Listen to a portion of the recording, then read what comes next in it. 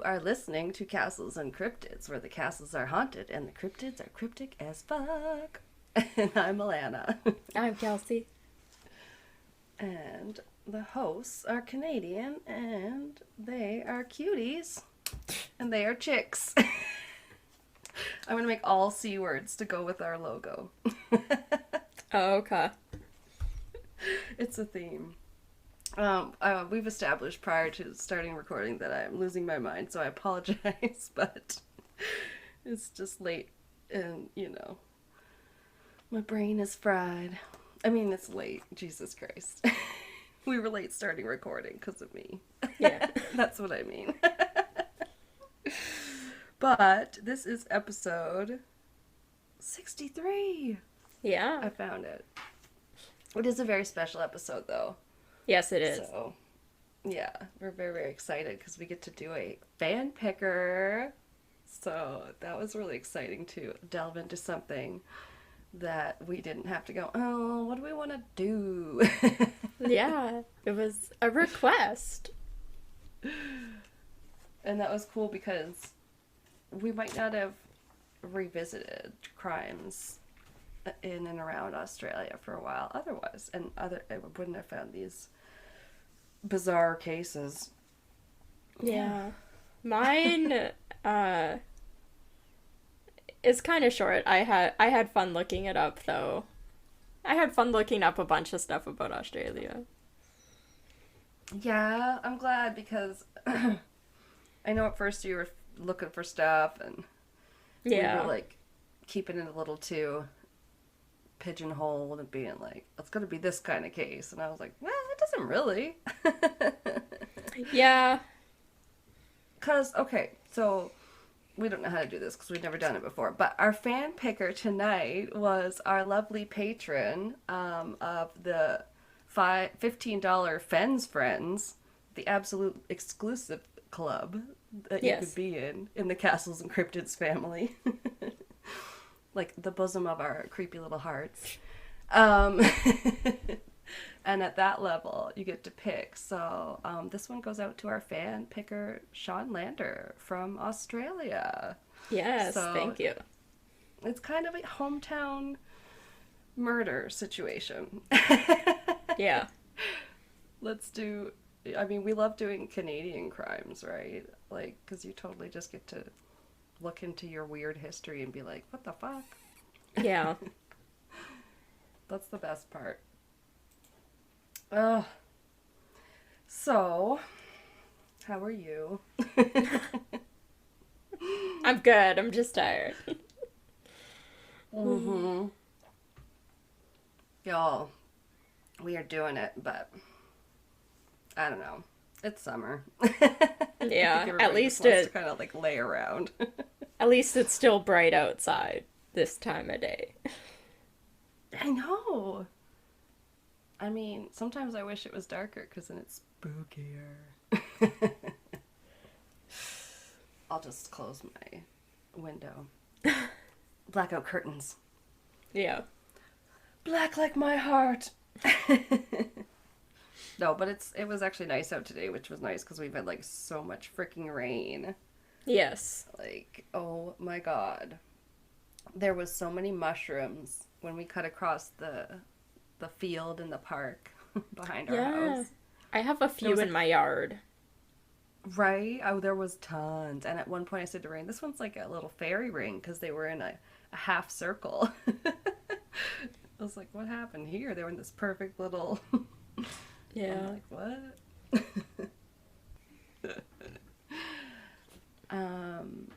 Well, shall we crack into it? I think so. Would you like to go first? We kind of like to do that sometimes. Yeah, I can go first. I'm excited to hear what yours is. Especially after you gave me a hint, because we have to make sure we're not doing the same cases. Yeah. I didn't feel like you would be doing mine, but I had to make sure. So. Yeah, I was leaning in a, like, what kind of killers are there? And, that kind of specific direction, and you might have Yeah. branched off from that, which is always exciting. Yeah, I decided to go completely in a different direction. I went super, super old and ended up doing a heist or a robbery instead of a murder. Heist, heist, baby. That's my Yeah. favorite. Uh, yeah. No, I love to hear it because yeah, Ocean's 11. Yeah. Who doesn't love a good heist? We've talked about this before. It's some of our favorite movies. It's one of our longest episodes because of me. Uh, Oh yeah, I I was gonna say yeah, the Gardner thing came up in a book of mine I was rereading the other day. There, because it is about this FBI agent who has to team up with a crook. There's sexual oh. tension, of course. Um, yeah, it's one of those. By the lady that does the Stephanie Plum books that me and my mom like to read just for like absolute, reality TV style novels. But Yeah. this one she writes with a guy, so then they have kind of this. Then they did a heist and whatever, and they were mentioning the Gardner Museum heist because they do this robbery in Montreal on July 1st. Was it July 1st? Yeah, and apparently it's moving day as well as Canada Day. I don't know. It was this whole thing, and I was like, is this real? They have a lot of details, so I'm going to go with yes. Okay. And they mentioned, like, people, the Gardner Museum heist being one of the biggest ones, and all the crooks know about it. Yeah. And I was like, I know about this too, and I didn't the first time I read this book. Now I'm Oh. educated. Yeah, that's cool when you go back and you're like, I know more about that now. Exactly. I'm a worldly woman. So thank you for teaching me. Oh, you're welcome. So the, I guess, case or robbery I chose to cover is actually Australia's first bank robbery. And First. yeah, the first time a Damn. bank was robbed in Australia. And Man, they were just like, we're just formed as a country. Oh, but we're all former convicts, so now somebody's gonna screw somebody else. basically, I have a little bit about that because I didn't know much about that before. But Ooh, yeah, I find that stuff fascinating. yeah, Yeah, I mean, you can only get taught so much history in school. Let's be yeah. fair.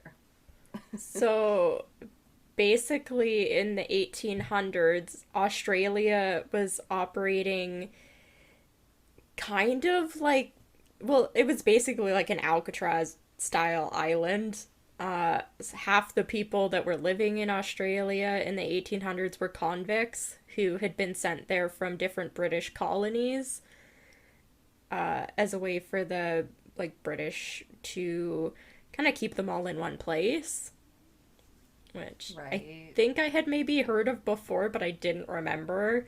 So as I was reading this, I was or reading about the robbery, I was like, this doesn't really make sense. Like it seems so like like easy for them to just find people, and then once the one article was talking about this, I was like, oh, that makes more sense. That yeah, just like half of the people there would be like, you want to rob a bank? Sure, like let's join, kind of Because it thing. was a penal colony.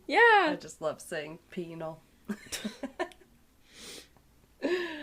Yeah, no, that is true, though. It's like, well, that's probably what's going to happen. It's going to be a yeah, little bit more of a lawless land. yeah. Many of the convicts that were on Australia at the time weren't actually locked up. And as long as they had jobs and attended the church on Sundays, they were pretty much free to walk around and, other than that, do whatever they wanted. Okay. Yeah. And these were prisoners, they're like day prisoners, kind of. Yeah, a similar type deal. I think probably the worst of the worst were actually locked up, but a lot of them weren't. And any convict who didn't show up to church on Sunday to pray would face possibly being locked up as like punishment. So it was very important for them to attend church on Sundays. Oh, good Lord. Yeah. Literally. No. Save them. Save them. Praise Jeebus. Okay. Jeez. Interesting. Yeah. Interesting tactic.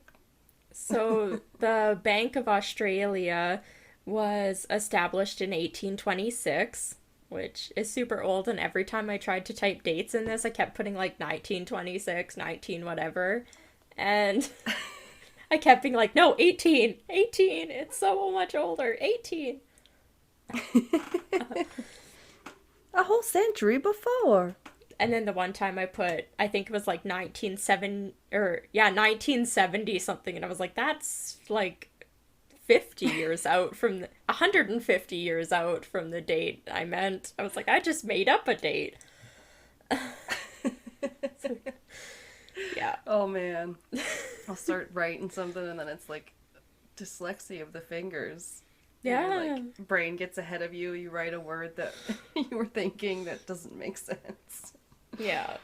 Oh man. So the Bank of Australia was founded in 1826, and it was Sydney and Australia's first bank. And it had The been, OG, like, yeah. it's probably all made of stone and crap. Yes. It's probably all beautiful and shit. I tried to find a picture of it, and it's hard because I don't think they had like pictures back in the 1820s. And I couldn't really find any sketches of it or anything either. So. Oh, so it's like not around anymore. No, I found a bank that they were talking about in Australia that said like 1840 and 1860, but I couldn't find this one. So, Okay. yeah. So this bank had been built to compete against the Bank of New South Wales, which had been founded a few years earlier in 1817. And Thomas yeah, McVitie, McVitie How's is it spelled? MacVitie. McVitie. Itie. Yeah, that is Yeah. different. Yeah. McVitie? I am not too sure. He's the managing director. He was the merchant and the magistrate of the bank. So he's in charge. He's the boss. And he lived above the bank with his family. And they were in the largest and northernmost of the row. There's 2-story houses that are known as the Underwoods buildings. And so I believe they're just basically in an apartment above the bank. Okay. Yeah. They do that sometimes. Yeah, I find it weird. It was like, who wants to live in an apartment above your work? Oh, but yeah, I was gonna say for a bank though. Yeah, it's not Yeah. very secure place. So it's only employees that live up there? I think it's just his family. That's it. Huh. Yeah. There's my pen. Sorry. So these buildings were located in the lower George Street, and they were opposite of the Essex Street.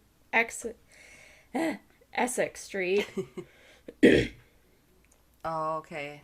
Essex. Okay. It Yeah. sounds very British already.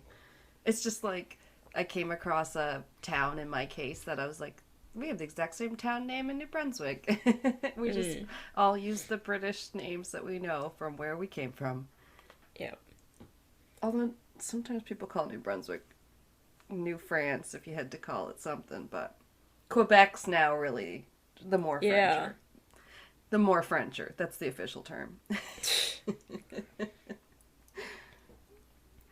So McVitie, he employed a stonemason to work on the bank, and this stonemason actually was also a convict that was living in Australia named Thomas Turner, and so not TT. great.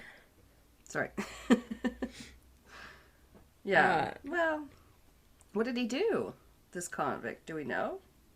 No, it's 1800s. Most of them don't have a lot of information. It's basically just about the robbery. Okay. Okay. Yeah.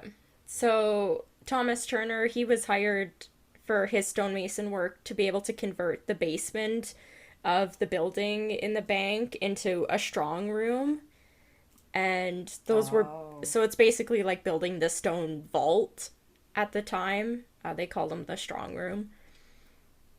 that makes sense. Okay. Yeah, they Yeah. wouldn't have like a modern day vault with a No. bunch of cement and metal and Yeah.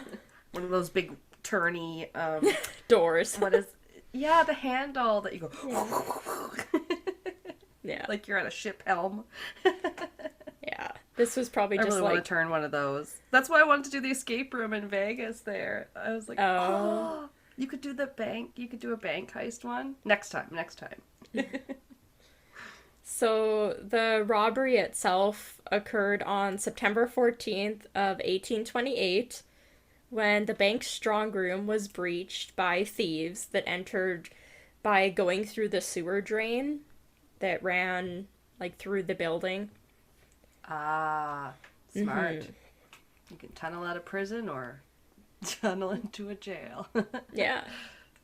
Thomas Turner was like the main guy that planned this. He wasn't one of the thieves that helped rob the bank specifically, from what I could find, but they used his knowledge in the layout of the bank and the fact that the sewer drain that Thomas had worked on ran into the tank stream and then adjoined the new bank strong room or vault, and they knew that they could get through there.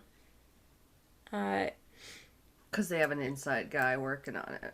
yeah, they ended up with a few inside guys.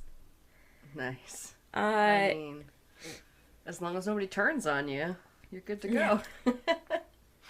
So Turner knew that he would pretty much be the obvious suspect if he robbed the bank because he had just worked on it.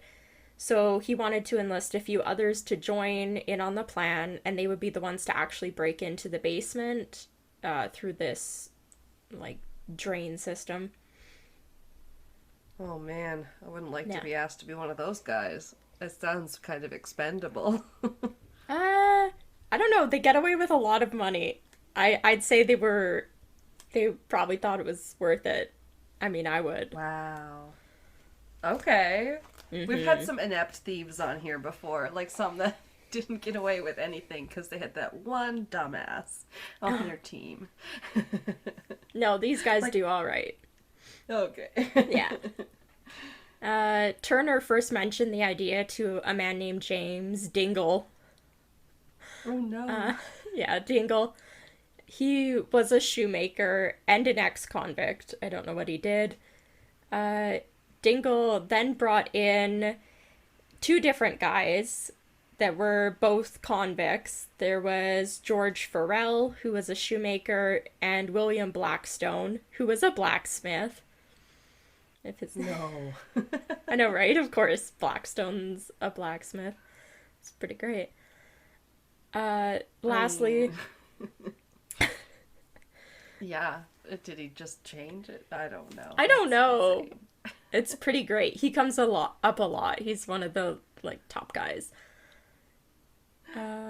Lastly, they brought in a John Cretan who worked as a slater or plasterer, and he had actually been the one that had laid the strong room floor. So he was also kind of their inside man. Oh, okay. Okay. Yeah, another one.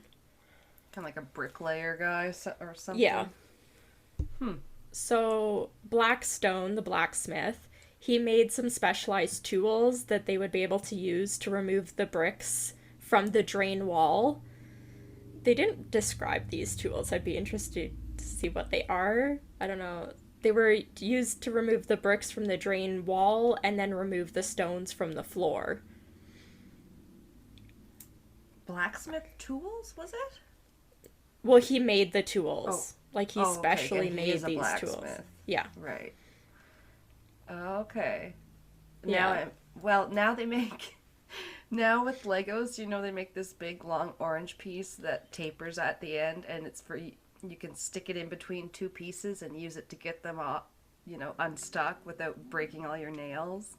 Oh my god. Something like between that and a crowbar is what I'm maybe Yeah, picturing. I don't know. maybe. I could be completely wrong. Yeah.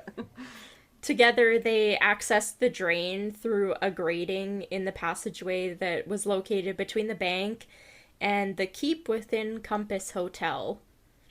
So I think this grating was maybe in the street or an alleyway in between the two buildings. What is the name of the hotel? The Keep Within Compass Hotel. Oh my god. Yeah, it was the That's a weirdest name. mouthful. Yeah. Yeah. Keep within the compass. A direction. I don't know.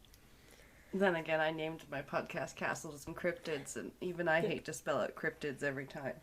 What the fuck, this word is one. It's like when you have to write psycho or something that's just. Yeah. It's hard to spell. Oh my god. So together Sorry. they made their way through the sewer drain until they were underneath the strong room.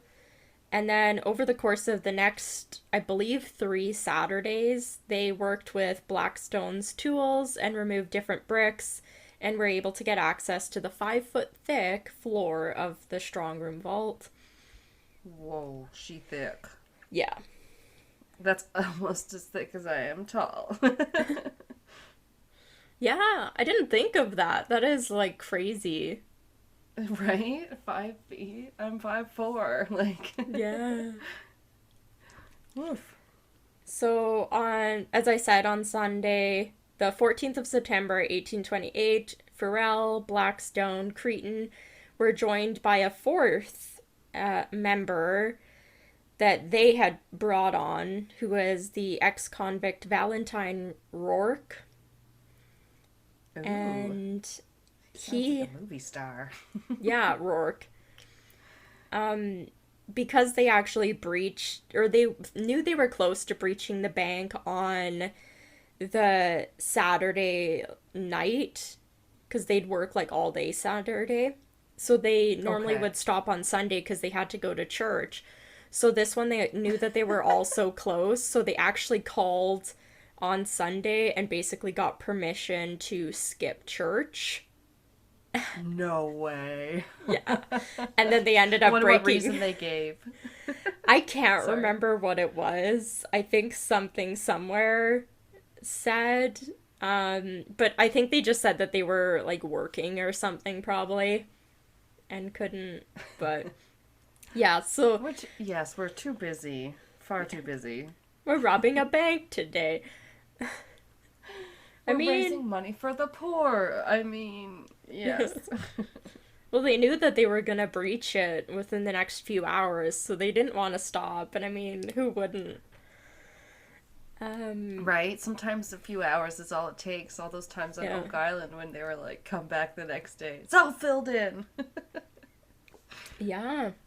So they missed church and they finally break through the wall and they removed a whole bunch of banknotes and coins from the bank. Okay. One source, I can't remember what it was. I think it was one of the articles I read. I'm pretty sure I copied this directly from it. But it was the only thing I saw this from. It said, quote, at about 2:30 a.m., they were coming up from the drain with their loot when 2 policemen came past. They spoke to Dingle, who wasn't carrying anything, and told the officers that he had fallen asleep outside. One of the policemen was a little suspicious because it was a wet night and Dingle was far too dry to have been sleeping out in the rain, but he let Dingle go. That was the only Oh mentioned my in one God. thing, so I don't know if that's true or not. I mean, a lot of times that's whether fiction or whatever, I don't know, probably fact. Like people will just put on a disguise like and walk right out or Yeah. just walk casually through a crowd as if they weren't just like running from the cops and like no one gives them a second glance because they're just like acting normal and you're like, how could you Yeah. miss them? Yeah, exactly. Or like, yeah, you think, oh, that's fine. He's kind of weird, but whatever, Oh. Yeah. So what they got out of the bank with was about 14,000 pounds, Wow. and mostly in banknotes, along with some silver coins. And as of 2017, so almost 200 years later, this amount stolen would have been over $20 million. Holy shit. Because, Yeah, yeah, it was so long ago that I was going to say, yeah, that's. Sounds like nothing by today's standards, no. relatively, but. Wow. Yeah, $20 million. I mean, yeah. Because people probably made, like, yeah, a pound a week or something. Right? Oh. Like, I wonder if they're going to live it up now. Yeah. So the bank opened the next day, and the theft, I think, was pretty quickly discovered by the bank staff and directors. One source said that they found empty cash boxes, some picks, some crowbars, a tinderbox, and several empty rum bottles. Oh. Yeah. But why is all the rum gone? Because they were working all drank it. night. Yeah. You guys were celebrating. Yeah. At this time, no bank had ever been robbed in the colony. I assume in the British colony before. And Well, or the colony. Maybe it wasn't a country yet, Australia. yeah, I think so. Because we were only a country in like 1867. Yeah. I don't know. So the amount was like really shocking. I mean, as we said today, it'd be like $20 million. That'd be still shocking today. Right. A reward of £100 was offered by the bank. I should have converted that one. Damn. I wonder what that would be. Is it? I don't know if it's a bookmark or something. Is it like a website where you go to the like old money converter? I always hear other Let me look this up. podcasters talking about it. Because I'm like, that's it. Where have I been? I did it for like a few things before that didn't tell me, but this one had like a couple of them. I just didn't realize this. I'd be like, I wonder if 14,000's 20 million, what's 100 pounds? So, Oh. doing, oh, I can't do specific years. We'll do 1830 then. Number of pounds. 100. Oh, the Australia gained full independence the 1st of January 1901. I think they're even younger than us then. Oh. Oh, sorry, I'm in like the wrong website. That's not what I want. That's okay, we'll edit. $1. I never had to use it.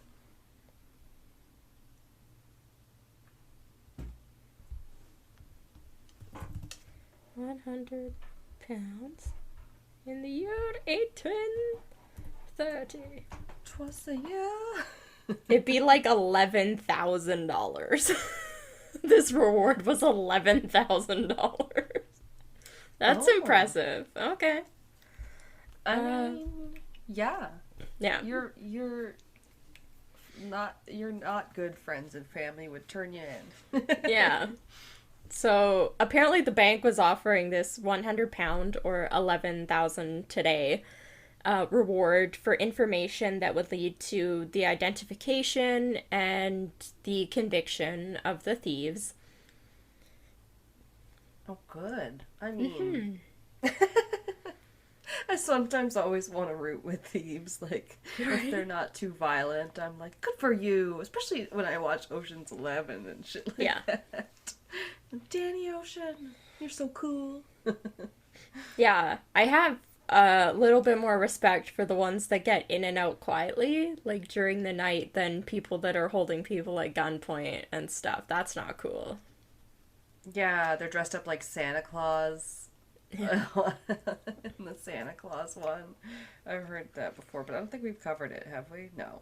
There's No, but I've heard about that one, I think. it. Yeah, it's a bank robbery, and he's literally dressed like Santa Claus to get away easier because it's the holiday season. I don't know, but Yeah.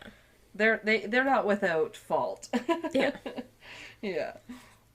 The governor at the time was apparently Governor Darling. And Governor Darling. Governor Darling, he actually even offered a free pardon to any people that were involved in the group or the thieves who gave up information about their associates, and the bank guaranteed that the informer would receive free passage back to England. So basically, Great. weren't even gonna punish these people, they just needed the money back. And they get to go back to civilization.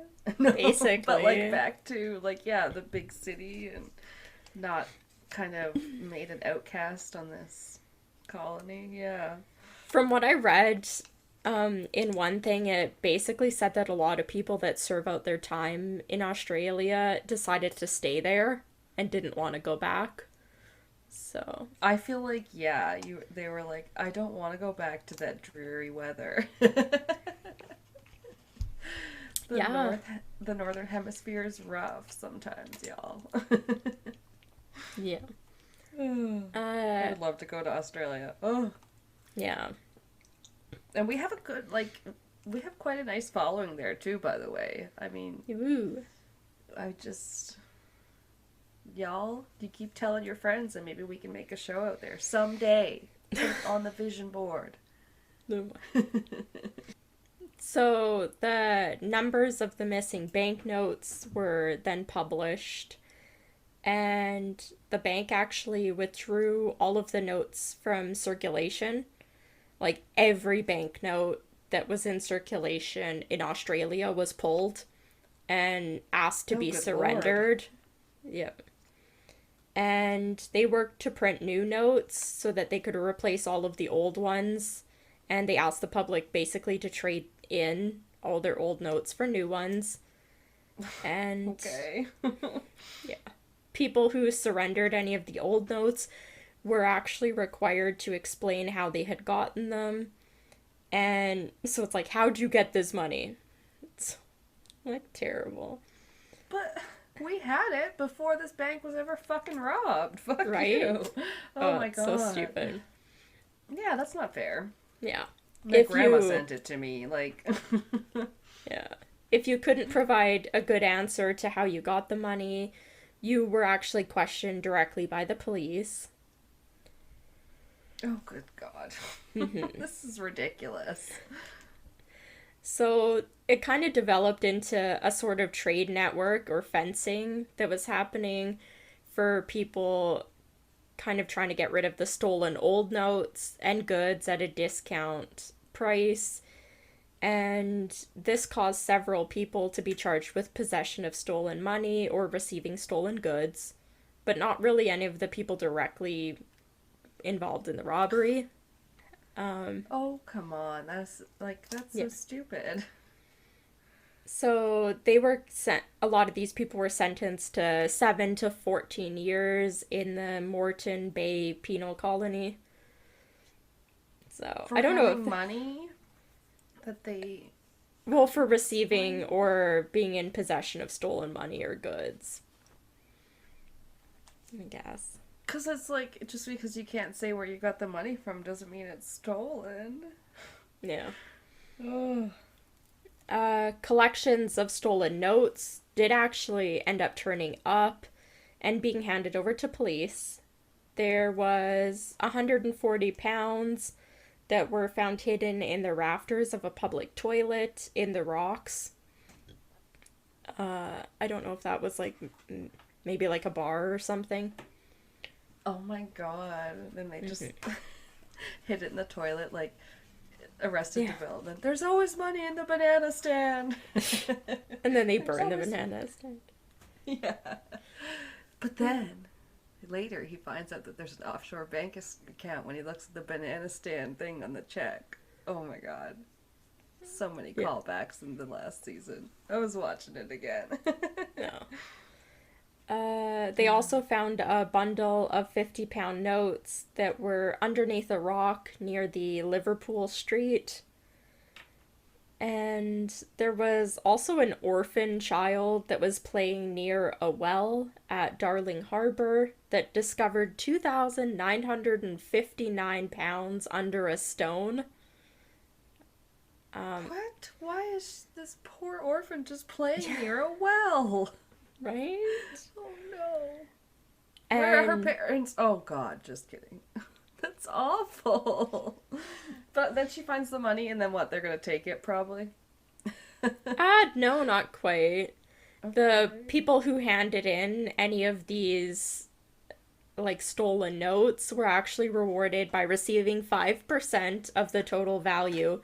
So the orphan child ended up receiving about 148 pounds, which based on the conversion would be almost like $16,000. Okay, when you put it like Yeah. that, now we're talking. Yeah. Yeah, because Over that's good. Because otherwise, why would you want to turn it in, right? yeah. Overall, the money recovered ended up falling obviously quite short of the 14,000 pounds that were stolen. And police at this time were pretty unsuccessful in figuring out who any of the thieves were until a major breakthrough in December of 1830, almost a year and a half after the robbery, when the blacksmith, Blackstone, ended up confessing. What? Yeah. This is how it all falls apart. It's the only reason, literally. Stone? Yeah. How could he? He had been trying not, or he hadn't been trying to keep a low profile since the robbery. He had committed a bunch of other crimes, and a year after the robbery in 1829, he had been sentenced to 14 years for a highway robbery. A literal highway robbery. I Yeah. forgot they used to have those sometimes. Right? It's like a coach wagon robbery. Yeah, and not just like what your grandpa's yelling when they overcharge him at like McDonald's or something. Highway robbery. So he was in a place called Norfolk Island for about a year, and he ended up taking up the governor's early offer of a pardon and basically being sent to England and all this stuff as long as he would provide information. So he wanted this deal. He made his confession and he provided information about the other men involved, Dingle, Farrell, Rourke, and Cretan as well. He named as the accomplices because I think they were the ones that actually were there. It kind of conflicted about who was actually there. He Everybody's naming names and pointing fingers. yeah. He also named a man of Thomas Woodward, who was a convict in fence, who had received some of the stolen money. They were basically, from what I understood, they were basically paying him to like a percentage to get rid of the money faster by giving it to other people to hand in to the police. Okay. Yeah. A middleman of some sort, yeah. Yeah. So they started arresting people and about this time in the 1830s. By this time, Cretan, one of the men involved, he had already died. And Rourke had actually returned to Ireland, so they didn't do anything to try and prosecute him. He went on And to be a movie star. Wait. and he's That was the guy- 200 years old. What was his first name? It was so fancy. Mickey. Oh, that guy? Yeah. No, Mickey's the guy that's alive Oh. today. Rourke. He had a I'm trying to find fancy it. pants name. No, I forget now. I'm sorry.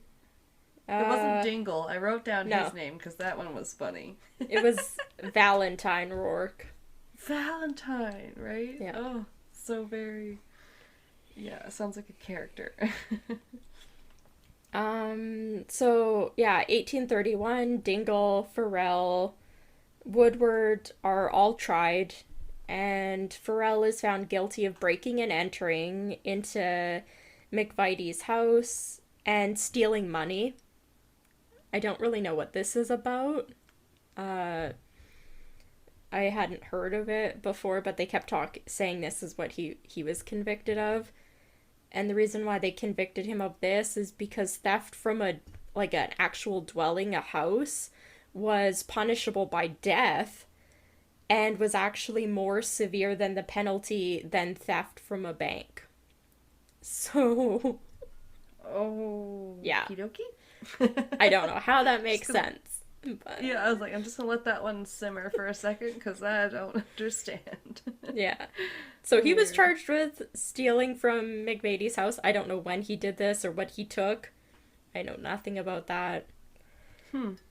Dingle, who had organized a bunch of the gang members to join, but who had basically set it up so that he himself wouldn't be at the scene of the robbery that day.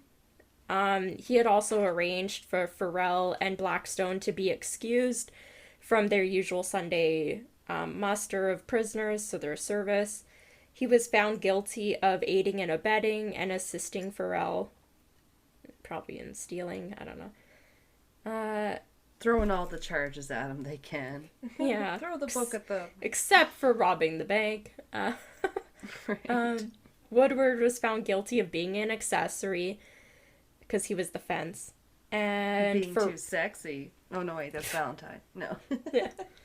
Farrell and Dingle were sentenced to life on Norfolk Island, and Woodward received 14 years. Oh wow. Okay. Yeah. So Blackstone received his promised £100, or about $11,000, and he also Right. received his full pardon. He ended up declining the passage to England. He decided to stay in Australia. And Nice. he probably should have left because in 1833 Uh-oh. he was found guilty of other robberies and sentenced to life on Norfolk Island, where he joined his associates anyway, the ones he had just ratted on. So not great. Whoops. So he was free for like 2 more years, and then he's like, you know what? Can't stop stealing. Yeah. Yeah, so Blackstone, he was released at some point. It doesn't really say. But in 1844, his body was actually found in a swamp. Some things said he had been strangled. Okay, Yeah. that's weird. Yeah, so somebody offed him for sure. He was found in a swamp in in what is now the Sydney suburb of Wallamalu. No. Oh. Wallamalu? Wallamalu. I don't know, there's too many L's and O's. Oh, maybe it's Wallamalu. indigenous. I don't know, it's WOOLLOOMOOLOO. Wallamalu. It's difficult. Woolloomooloo, my name's Cog. No, then I'm just gonna start Woolloomooloo. doing New Zealand because all I can reference is Taika Waititi. I got Yeah. nothing. That was very wrong. I apologize. If you remember Thomas Turner, he is the one that TT. actually... Yeah, he had the whole idea of the robbery in the first place. Yeah. Yeah. He basically came up with the idea that the others kind of carried forward. He was never actually connected directly to the robbery. He was also never charged due to lack of evidence. They couldn't tie anything directly to him. And in the information that Blackstone gave up in 1831, it said that he was exonerated. So Blackstone pretty much didn't give him up. Wow. He got off yeah. scot-free. It seems that he was able to dispose of his share of the money before the authorities began to suspect that he was involved at all. I mean, I suppose you could be like, free money, and a bunch of people would come running. Yeah. keep some of it for me. Maybe somebody will. So the bank did recover from its losses in the robbery. Not completely, but they did all right. But they did have a worse crisis less than 20 years later. And the Bank of Australia ended up going bust and it closed in 1843. Oh. I looked it up briefly because it was mentioned in one of the articles. It kind of looked like somebody got a loan from the bank that was for a lot of money, like the biggest one at the bank, and they basically just couldn't pay it back, and it caused the bank to go bust because they had basically loaned out too much money. Okay. Yeah. Yeah, don't do that. Banks should always carry. Well, I don't know. But I think economies that aren't backed on anything or banks that can't pay out their customers, that doesn't usually end well. Yeah. Oh, So dear. you may ask, where is all this money? I mean, yeah. Yeah. Where's We this want 20 some. where's this 20 million? Come on. Because of the amount of the money that was recovered over the last 200 years being significantly less than the amount that was stolen, there is the belief and remains today that it is hidden somewhere. And treasure hunt. Buried. Maybe. There's rumors that some of the silver coins these are just different rumors. Rumors say that some of the silver coins may have been submerged at Darling Harbor, and this has been searched, but nothing as of now has been recovered. Okay. Yeah.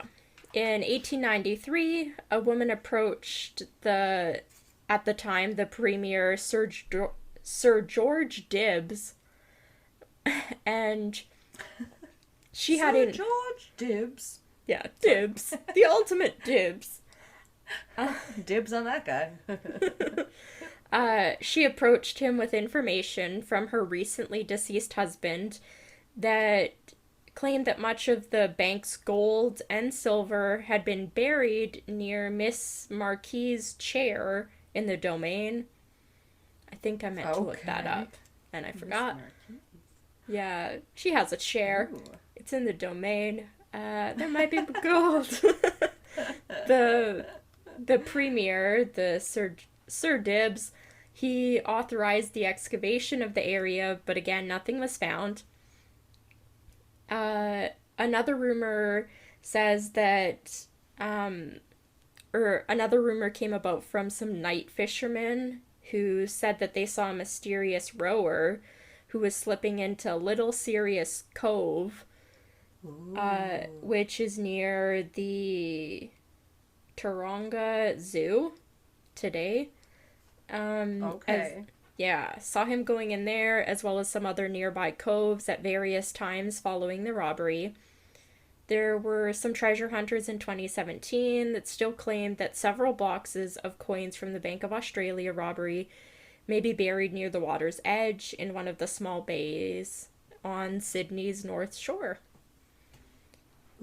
And that's where I leave it. Buried treasure. If anybody knows, send us so we can go to Australia and get $20 million. Thank you. I bet you they'll go there with Rick and Marty Lagina.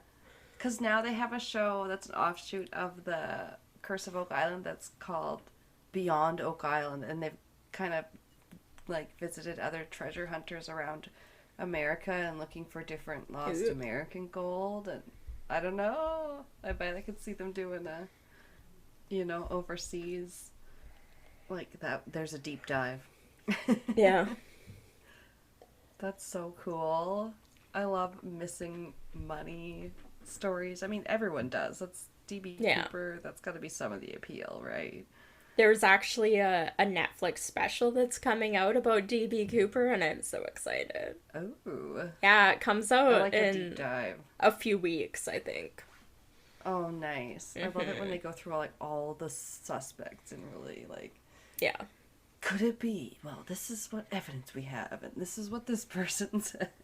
I am just hoping they do some really dramatic reenactments of him wearing a clip-on tie and sunglasses and asking for, I can't even remember what his drink was. Yeah. Nothing's gonna top them referencing it in Loki for me, because seeing Tom Hiddleston Yeah. all dressed up, being like, oh, I lost a bet, and looking all suave. Oh my god. I'm dead. That was so good. I still haven't watched that yet, but one day. God damn. Oh, No. it's so. He's like, yeah. It just does like a little flashback to him. Whatever. Yeah, watch it. It's good. it's just a little bit, but still, I was like, oh my god. That's it. He's DB Cooper. Solved. That's what people said, yeah. Oh, good job. That was cool. Thanks.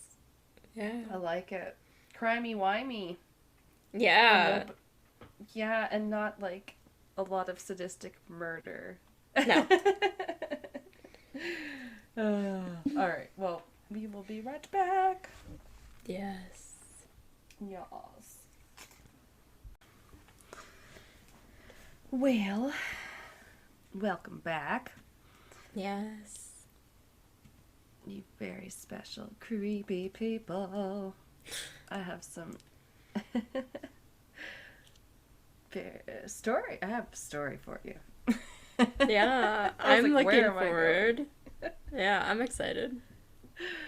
You have no idea. I tried to tell you not a thing about Yeah. anything. Yeah, I know nothing about what you're covering this week. I mean, sometimes I don't even know if that's all I'm covering until, like, you never know how long something's going to be necessarily if you read Yeah. an article or two in and you're like, and then I will jot down notes or whatever so that I'm like, okay, well, how long is this going to be when I type it up, though? And do I need to add more? I've heard other podcasters be like, and here's a fun fact, and sometimes like, because I had to pad my story, like pause for laughter, like, Yeah. you're like, yep. I currently, depending how long this episode runs, if we have time, because mine was only like 50 some minutes. Depending how long yours is, I have 3 tabs open that are weird and random facts about Australia that we can close out with if we need to. So, woo! I like inadvertently clinked my glass to that because I love it. Cheers. Yeah. I accidentally hit it on my computer. I love that because I didn't open with any fun facts. I can't remember if we did it last time when we talked about Australia true crime. I didn't feel like checking in the episode, so No, I didn't, because I did Phoebe's ball, like that Phoebe hands jack case. yeah. And that was enough. That was meaty enough. I was all in. To And that. I had But, like 2.5 pages about an ice cream truck. And I was like, I'm gonna make you cry and end with this poem. oh yeah. Yeah, the poem touched me. Anyway, A true crime case already made me cry today. I don't feel like oh my god. yeah. That could Netflix happen. specials. Oh no.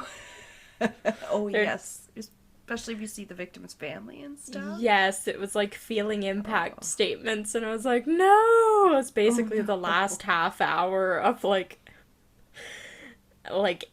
probably 100-minute long thing. It was like the last half hour. I was like, but yeah. Oh man, that gets you right in the feels. Yeah.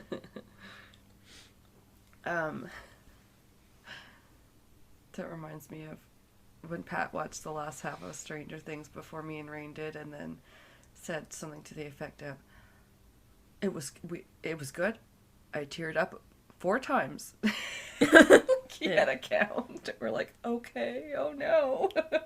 I haven't So- watched it yet, but my God. I've seen a bunch of spoilers online, and as soon as that happens, Yeah.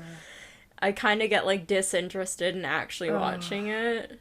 So That is a shame. Yeah, Yeah. Rain said she got spoiled on Twitter of all places for Yeah. something, and I was like, "Aw." But then we watched it together, and it was really, really, really good. Really well done. Yeah.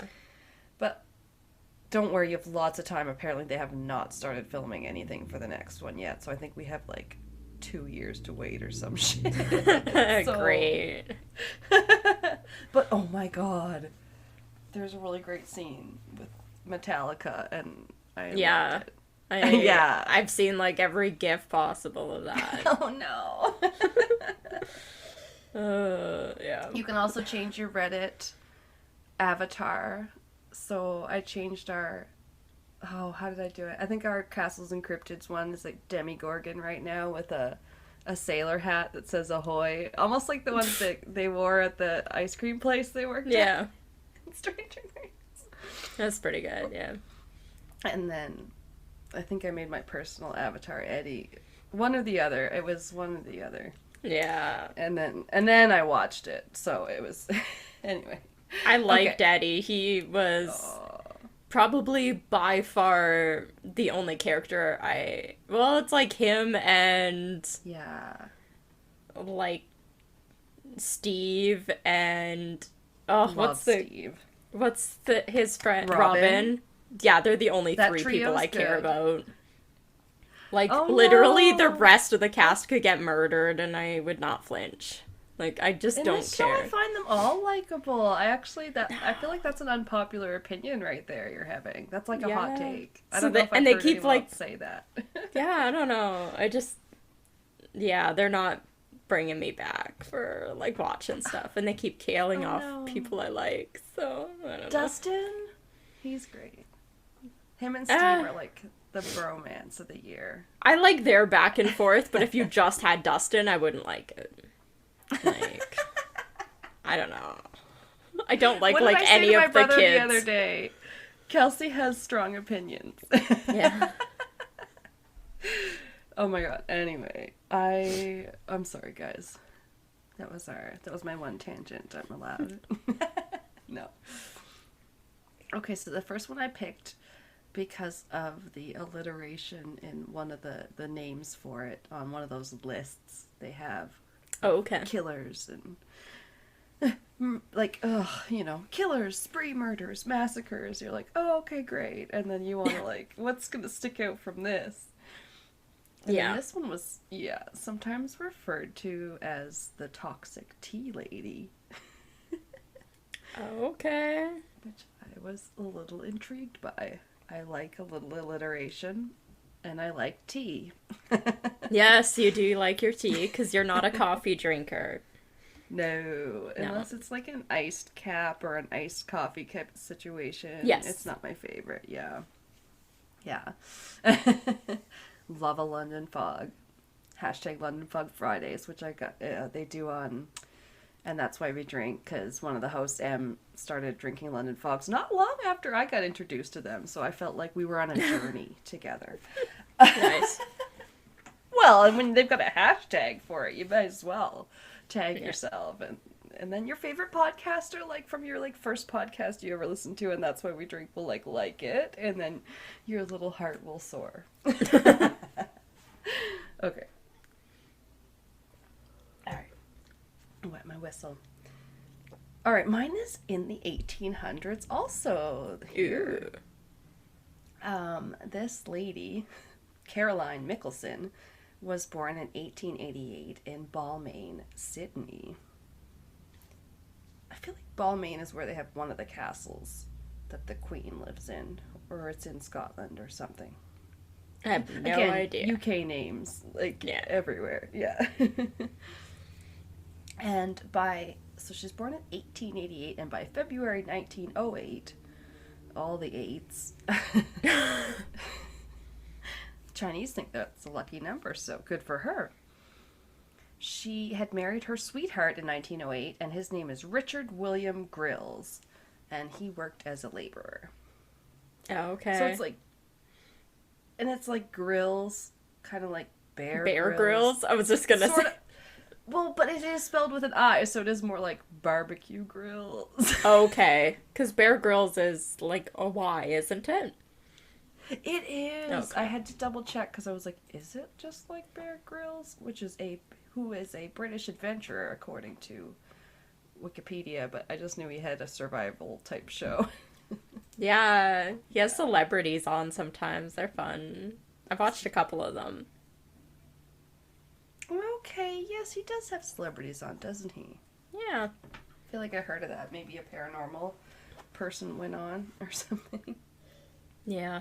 They do like a couple things and then they'll like climb a cliff and cook on a fire or something weird, and I don't know, one thing I watched they had to like milk a goat and it was like, okay.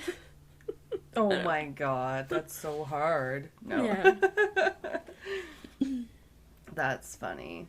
Yeah, try watching Alone, where they're literally building their own structure and then cooking, shooting their own food. Whether it's like this season they're in the Canadian real far Arctic instead of sometimes they're on Vancouver Island, which is a lot milder because it's basically it's right off the coast of Vancouver for people that don't live in Canada and don't really know. So it's like very mild Pacific Northwest climate. But then this time I think they're like actually up in the Arctic, like Northwest Territories or something. I don't remember Wow. exactly where, but so they've been people. At least 2 or 3 people have shot a beaver this season for eating it and stuff like that. I know. Weird. It's crazy. I don't know if I could. All right, so back to the show. Caroline Mickelson, she was born, married Richard William Grills. We digressed. But he worked as a laborer, and then they had 5 sons and 1 daughter together. Wow. Okay. I wonder if the daughter came last, actually, now that I say that. Probably then. Like Victoria Beckham, she was always my favorite Spice Girl, Posh Spice. She has like 3 sons and 1 daughter or something like that. And I'm like, oh, you just wanted that daughter. I know you did. She wanted to dress her up. So unfortunately, sometimes she's described as short or dumpy, said one Wow. article, which Okay. is nice. She's like a grandmother-like type. There is an art, rather, I put one picture for you on the drive, just Okay. for reference. You know, I guess you could say matronly, because she, well, obviously after having 5 sons and 1 daughter, now you're a little bit older, and she's wearing glasses and whatever. She's just this wholesome type that, you know, has Oh, I see sons her. and kids and whatever, and she does kind of just look like a grinning granny in a way. Yeah. She looks like a stereotypical grandmother. Yeah. So that's Caroline, and then they had a tragedy when their son Harold, who was nicknamed Wally for some reason, was only 28 years old, and he actually died from typhoid fever that he contracted from bringing a dead body to shore. Because he was a Okay. lifeguard. Yeah. Or sometimes, I think I saw it like a lifesaver. Maybe they have a different word for it in, you know, some different places. But like someone on the beach or a pool who's there for safety reasons, you know, in case That you start to drown. sucks. Because he's probably just trying to save the person and then he ends up dying because of it. Okay, so this is what it was. He had to, or he ended up towing in the body of a surfer who had passed away, but was in quite an advanced state of decomposition. Ew. That's gross. Yes. So apparently that's how he was able to contract typhoid fever from it. Not just because he was like trying to save an alive person. It was like because they were Okay. dead. I know, isn't that Ew. sad? Like, And gross, yeah. ugh. Like, I know. I don't know why. I'm sure there would probably be better protocols in place today, you know? yeah. They'd probably use, like, it's bad to say, but they'd probably use, like, a net or something for, like, health Right. reasons. Yeah, yeah. Also, That reminded me of once I saw a video where it was like unexpected things, and you're like opening up a fish net on a fishing boat, and then like all these fish are pouring out, and you're like, oh yeah, yeah, yeah, normal sized bag of fish, but they can hold a lot of fish, and then all of a sudden in the middle there's a giant seal come out of it. Did I ever tell you about that? No. It was just like, whoa, that was unexpected. Okay, he was just trying to catch a snack, and then I think he just like takes off off the side of the boat, like, well, I'm out of here. Yeah. Ugh. Anyway, I'm just delaying the inevitable because I was talking about sad things. Sorry. So, yeah. So because of that, he was 28 and he died just 10 weeks later in 1948. So that was sad for Caroline and Richard and the father, and she apparently talked him out of suing some sort of council about it. That was all I could find out, but I was like, okay. I mean, maybe should have? I Yeah. don't know. Richard soon found a job as a real estate agent, and then they moved on up to rent a better home in Gladesville. And the article I was reading said, for some context, that in the years after World War II, that Sydney was apparently suffering from a housing shortage and a rat problem. Okay. So, yeah. It's not apparently unusual for people at that time to keep rat poison in their homes, including Caroline. Okay. So she had some heavy duty, I think, rat poison on hand, and it contained a heavy metal called thallium. I've heard of that. Really? Yeah. Sounds like something they made up for Marvel to me almost. Thallium. Vibranium. I can't remember specifically what it does, but I've definitely heard of it before in poison cases. Okay. Yeah, similar to like, oh, it's like arsenic. Oh yeah, I heard of that. Yeah. Yeah. Sorry. um Sadly, Caroline's father died several years earlier and had left behind a house that her stepmother, Christine Mickelson, had continued to live in. So Caroline had got an idea. She made up some cakes because she was just that kindly grandmother type. I mean, she is a wait, is she a grandmother at this time? I don't know. Her kids are getting older. Yeah. But I this mean, is if one her- of them was 28, yeah, probably. Yeah, yeah, yeah. And she loved to bake cookies and shit, so she brought some cookies and cakes and brought them over to her stepmother Christine's house, and had some, tea and cookies with her. Some thallium tea and cookies. It's just so innocent, though. Like, oh, I don't know how many times I'd been out with my mom and we're gonna go visit her, friends that live somewhere, and like, what do? You'd like literally just have tea and cookies. I mean, it doesn't have to Yeah. be the 1800s. Pretty normal thing to do. You go and Yeah. visit. But she obviously wasn't eating any of these cookies. Yeah, that's herself. the first sign. Right? Like, I know. People must have just been not suspicious at all. They didn't have books and TV shows about murder. I feel like, yeah, it's hard because we always think that we would know so much better when we're into true crime and stuff. But yeah, everything, yeah.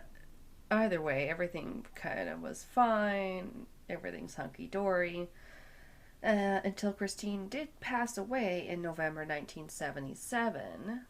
But even then, like, she was fairly elderly, so no one really raised an alarm. I mean, this was her stepmother after all, so her father's already dead. Yeah.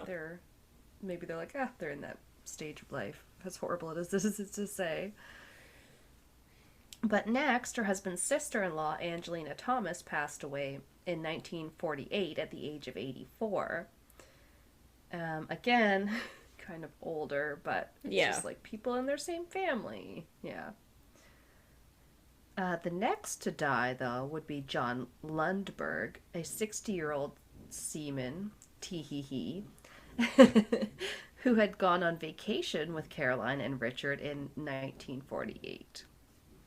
So just a friend, really. Okay. She had nothing to gain by killing him, and he was a healthy, strong, not very old person. So it was kind of a bold move. Yeah. Yeah, that's a little bizarre. If she had nothing to gain from that. Yeah, obviously something else is here. She just likes it now. She a serial killer. Officially. Damn. Don't take her tea. The dog Yeah. is scraping outside the room. I can hear him when it's quiet. Okay. And then the whole jingle jangle. Next, Mary Ann Mickelson died on February 15th, 1949. She was Caroline's sister-in-law, and she was only 60 years old.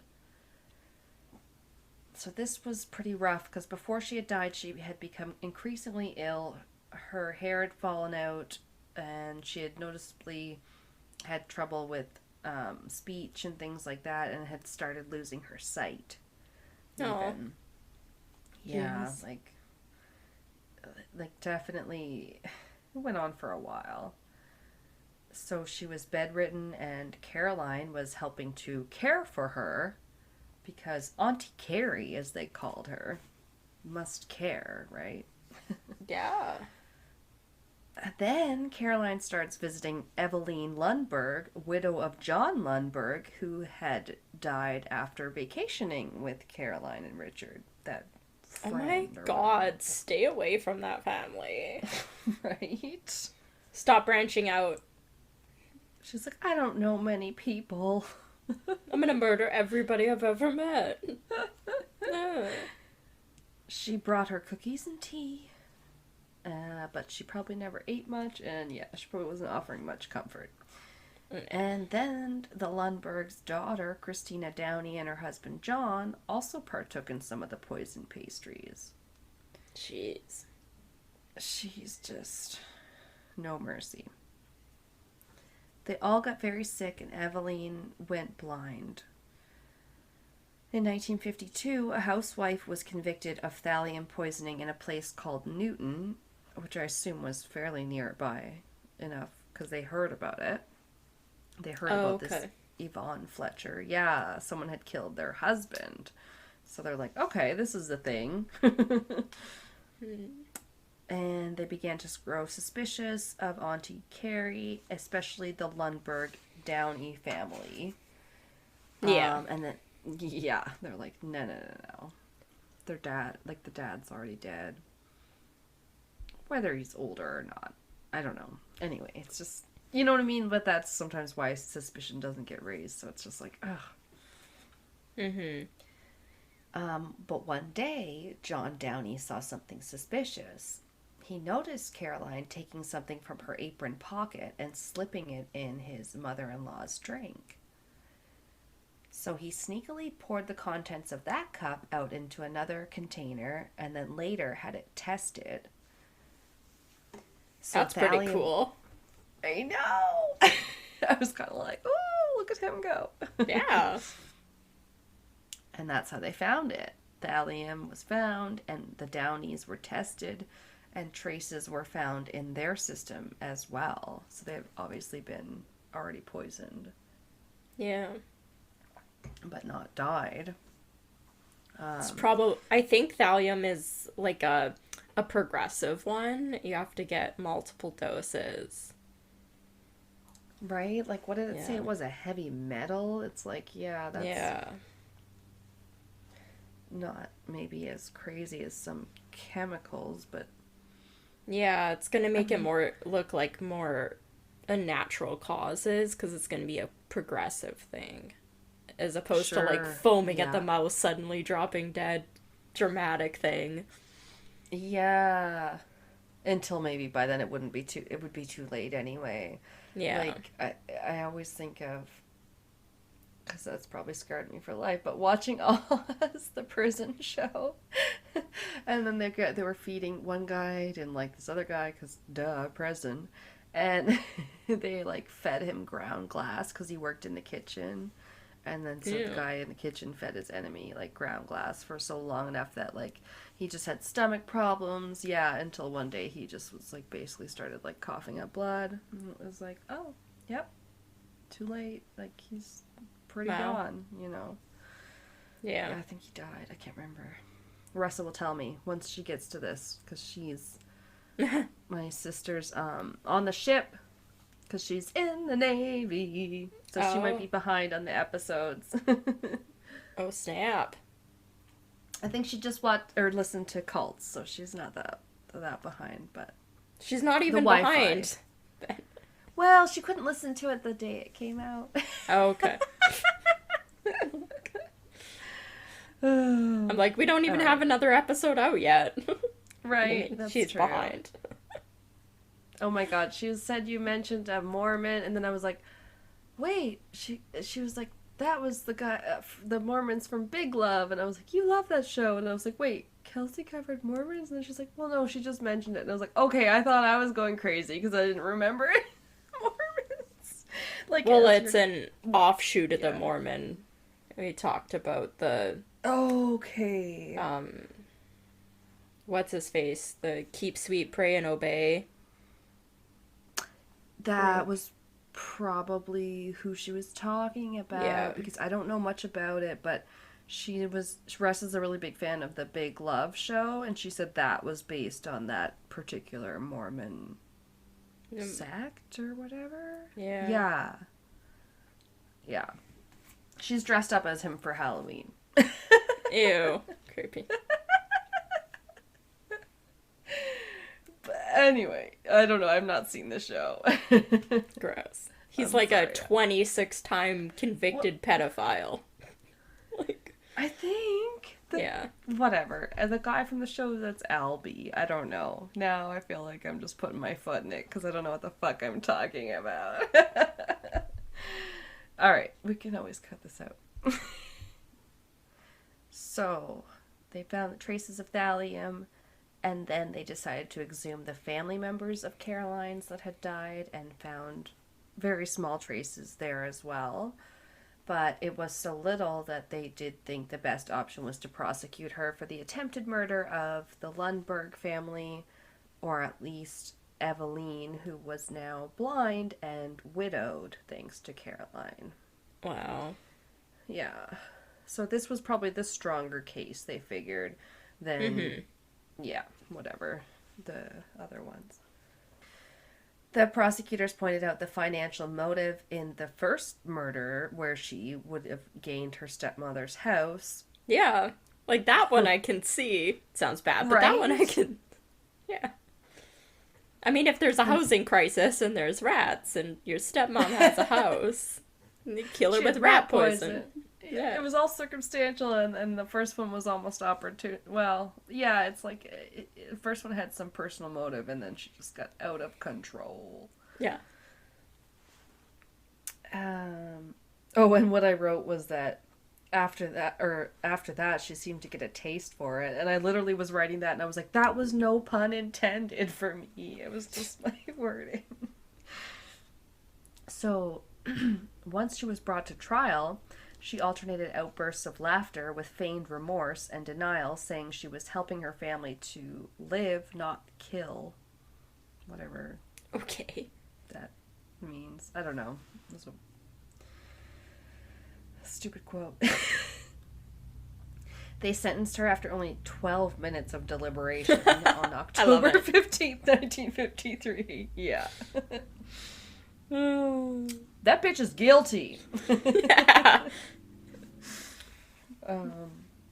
That's So great. first she was, yeah, no, it is. It's a great detail. And like, thank you, someone, for writing that down.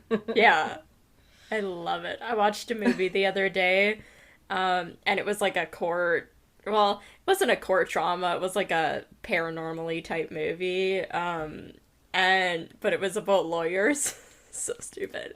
Oh, nice. Yeah, but they did, and they're like, the jury deliberated for only 37 minutes. And I was like, wow, that's really short. And then I didn't think I'd hear of shorter, but this was 13 minutes. Yeah, 12 minutes, yeah. Yeah, it's great. Right? I love it. Yeah, even 37. It's so specific. Yeah. Yeah, we couldn't even do a podcast for 12 minutes. And I listened to one on Good Pods that's called the Stupid History Minute, and it's literally never longer than 2 minutes long. Oh my god. That's like a I start- YouTube ad.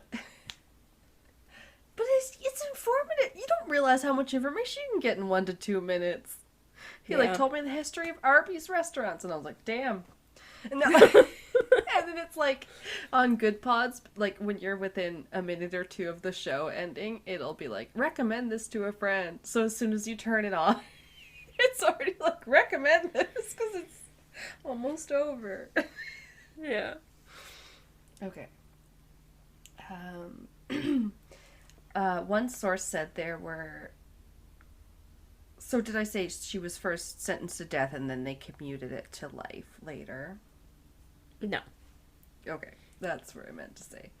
And then one source said there were dozens, actually, of potential other victims who had gotten sick on or around the same time as the others. Oh, I think I might have a little bit more on this in the next quote, but yeah, other potential victims were there. And at the prison, I think it was Long Bay, it was called, she was nicknamed Aunt Thally. It's just, Savage. I know. It's like Aunt Sally with a lisp. No, Yeah, but yeah, Sally. yeah, Aunt Thally. And she died of peritonitis in 1960. I What's guess. peritonitis? Oh, I don't know. I want to know. I hope it's painful. Should I? Yeah, itises are never good. Alright. Peritonitis meeting. Look it up. I usually look everything up, right? Case of questions. You and I are the same. Inflammation of a silk-like membrane that lines your abdominal wall and covers your organs within your abdomen. It's usually due to a bacterial or fungal infection. What's the most common cause? Okay. I feel Google, like- tell me. Trying to find the does most seem- common cause. Oh, okay. But like itises, because like remember we were just talking about how we used to have to do travel medical insurance and talk to old people about their different symptoms, and one of the things you had to ask was if they had like diverticulitis, and that was something like fatty sacs on the colon, and I'm like, now I know that. Yeah. The most common cause is liver disease with cirrhosis. That's not good. You get that from drinking too much. Yeah. Okay, well, she Cool. wouldn't have been able to do much of that in jail, you wouldn't think, though. Yeah. I don't know. It didn't say she was like an alcoholic. Little bit, the end of that was a couple of quotes that were pertinent. Yeah, about the thallium poisonings at the time. Quote, the method was not uncommon in the 1950s. The mother-in-law of prominent Balmain rugby league footballer Bobby Lulham was acquitted of poisoning him. It had made him very ill but did not kill him. So, like, I guess this mother poisoned her son that was a rugby player? I was like, what the fuck? Strange. And it's another quote was that in 1953, Sydney was in the grip of thallium panic. From March 1952 until the arrest of Grills, there had been 46 cases of reported thallium poisoning involving 10 deaths. In the few months after her arrest, there were further reported cases of thallium poisoning, among them one of a prominent footballer. Oh, yeah, which was the one I just mentioned. Okay. Wow, that's quite a few. Yeah, yeah. I know. And yeah, that was a short one, but that was that. Interesting. I had a case or two because I was like, that one was shorter than what I usually do. Yeah. Well, at first I changed something on my Microsoft Word and then it wasn't telling me how many pages I had, and I was like, you're just giving me a word count. And then Oh. yeah, when I finally figured it out, it was like 4 pages, and I was like, yeah, that's still pretty short for me. Like, I don't know. And so I have a other small mysterious case if you want. Sure. Yeah. That is sort of true crimey, but sort of not. Okay. I don't know if you've Interesting. heard of it. Yeah. Hey, he wanted weird stuff in Australia, and this one's kind of weird. So, this one's for you, Sean. Um, the Trump family mystery, or you could call it a semi disappearance if you wanted, perhaps. Okay. I don't know if you've heard of this. In August of 2016, police were called to the home of the Trump family in Sylvan, Victoria. It's pretty short, to be honest. They find the doors unlocked, cars were in the driveway, and had keys in the ignition. One vehicle was eventually determined to be missing that was like a station wagon. So one of the cars was gone. Okay. Oh, I know, setting the scene. All the important official documents were seemingly in the house. There were passports, phones, bank cards. Piles of financial documents had been left out in the open, sort of in stacks, almost like somebody might have been searching for something, or I don't know, I thought maybe organizing something. But at the time, no one was home on the family farm. So when the police got there was none of the 5 family members there. Oh, and the farm was a red currant farm. They farmed some berries and stuff. That was kind Oh, of okay. quaint. And something about dirt, but I was like, I don't understand dirt or hay farming. I'm not, whatever. I won't comment on it. But there should have been 5 family members there. Mark Trump, 51, his wife Jessica, 53, and they had 3 children: Rihanna, 29, Mitchell, 25, and Ella, 22. So thankfully, they were able to find the family members one by one over the next 5 days, scattered across locations in and around New South Wales and Victoria. This sounds vaguely familiar. Okay. Yeah. It's like now that I listen to podcasts, I'm like, okay, I know this. This must be a famous case. And then I'm like, you've started listening to podcasts in the last 2 years. Like, you didn't know about this before then. So I'm like, I don't know if it's famous or not. I've heard it Yeah. once on one thing. I think they. Ugh. I'm trying to think. It's either. Oh, cause it's not the weird one with the video of the family like standing in their driveway. Doesn't sound like that, but No, I don't remember reading about a video.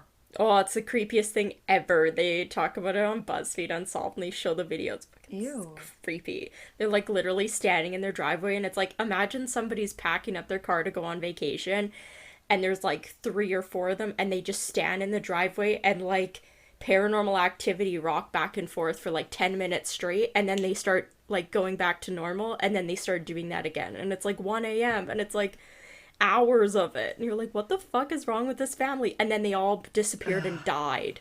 It was like, what the fuck? Yeah, it was so weird. Yeah.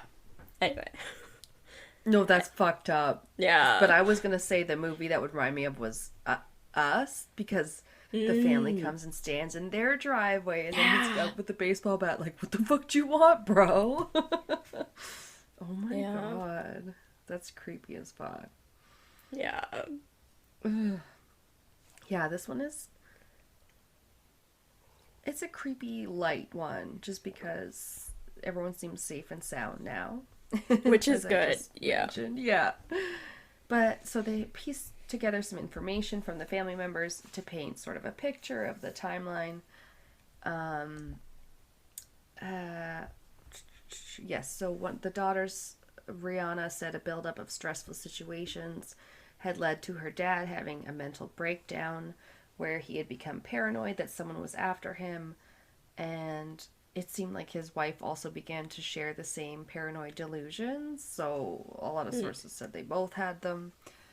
So, I mean, I hate when people.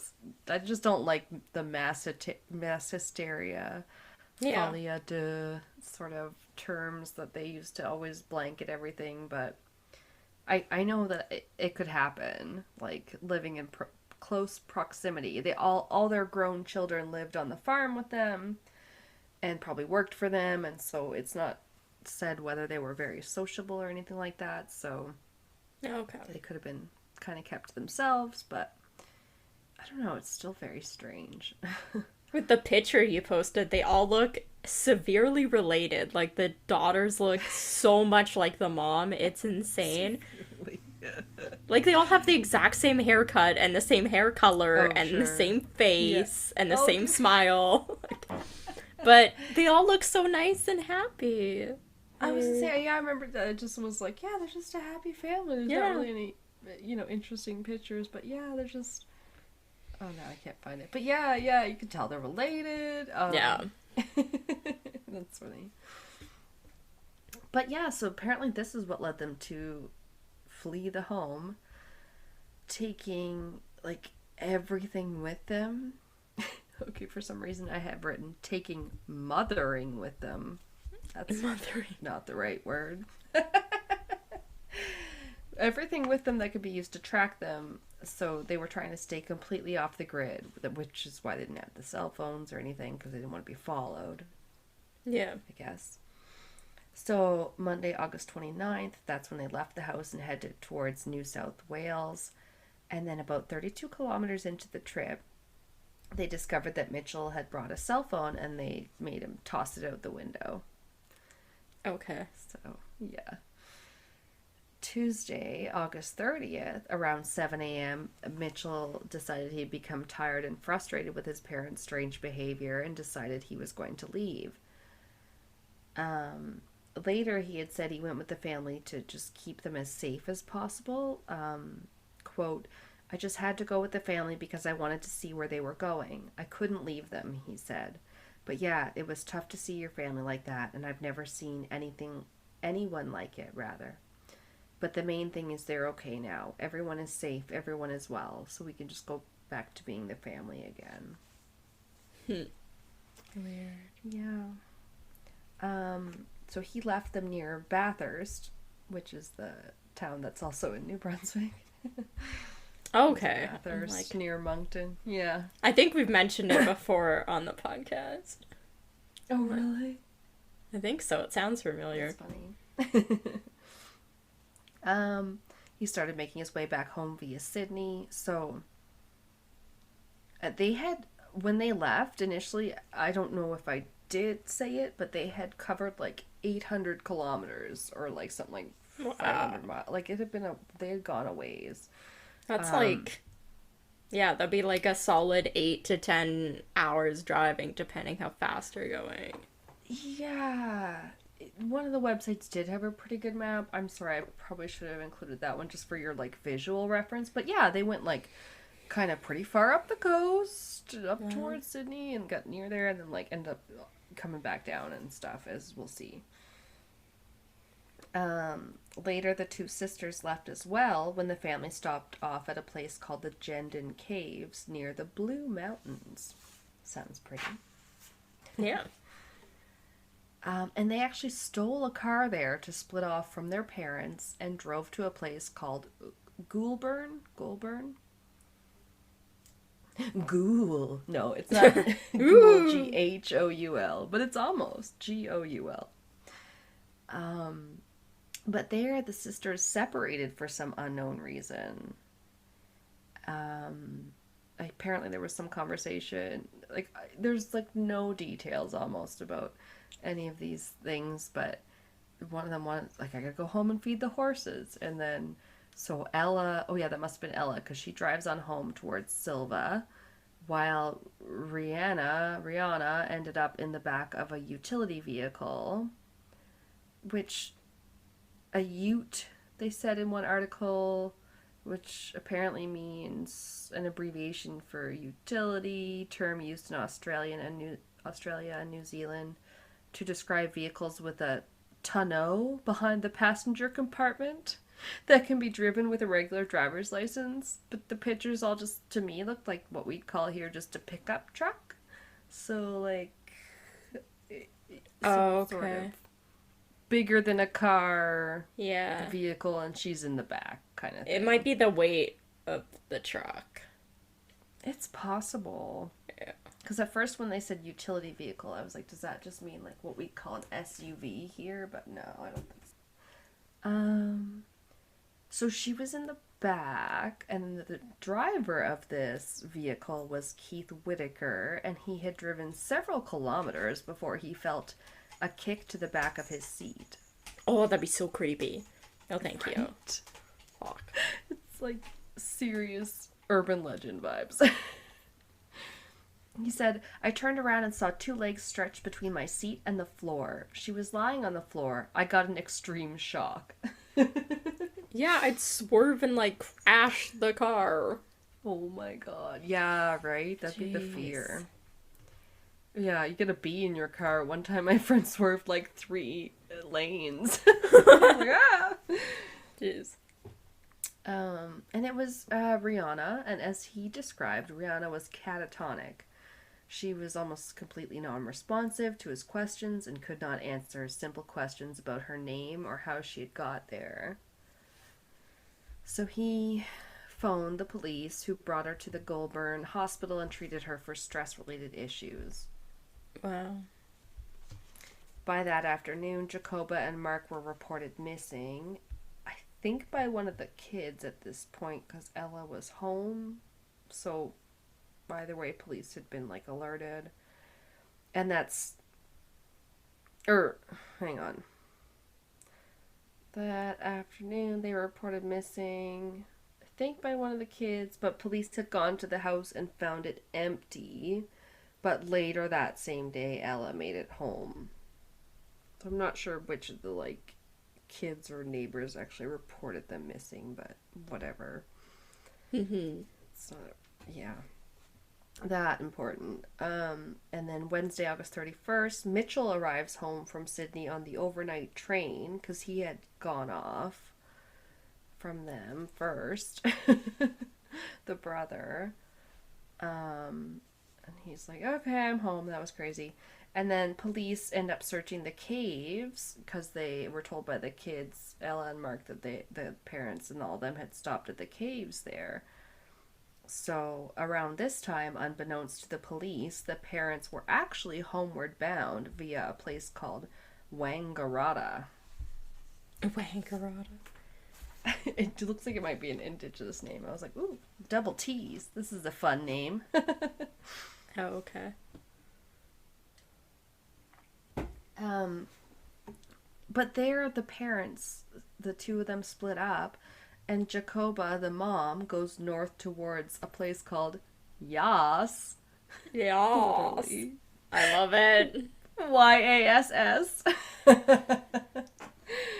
And yes, I listened to one podcast about this, and they literally couldn't not say that too. Yas.